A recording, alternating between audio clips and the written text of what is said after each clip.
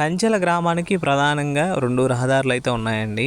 ఒకటైతే కీసర దగ్గర నుంచి ఎడమ వైపున మనం మెయిన్ రహదారి అండి, ఇది తార్ రోడ్డు ఉంటుంది. ఇది కూడా తుఫాను వలన వచ్చిన వరదలకి కొట్టకపోయిందండి. ఒక చోట కాదు 2 చోట్ల అయితే ఇలా రోడ్డు అయితే కొట్టకపోయింది.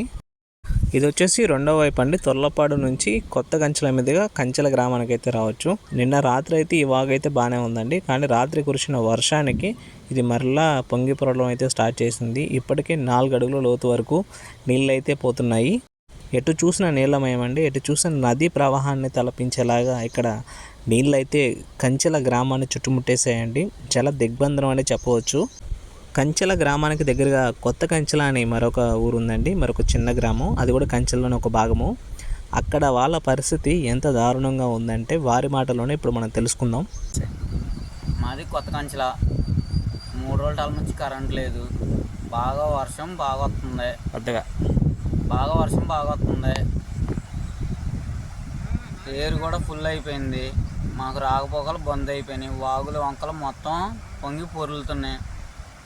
పంట పొలాలు వేసినవి కూడా ఆగమైపోయినాయి. శుభ్రంగా ఆగమైపోయినాయి. మాకు తిండి పెట్టేవాళ్ళు కూడా ఎవరు లేరు. బియ్యం కూడా అయిపోయినాయి. రైస్ కూడా ఇంతవరకు ఇవ్వలేదు. వాటర్ కూడా లేదు. వర్షం నీళ్ళే తాగుతున్నాం. 3 రోజుల నుంచి కూడా కరెంట్ లేదు. బిక్కుమంటూ ఉంటున్నాం. వాటర్ కూడా లేదు. ఎవరు కూడా సాయం అందిలేదు. ఇంతవరకు కూడా ఎవరు రాలేదు. ఎమ్మెల్యేలు కానీ ఎంపీలు కానీ ఎవరు రాలేదు. మాకు మీరే అర్థం చేసుకోవాలి. ఎవరైనా ఉంటే మాకు సహాయ చర్యలు చేయాలి. అది మీదే బాధ్యత. మీకు అన్నాలి.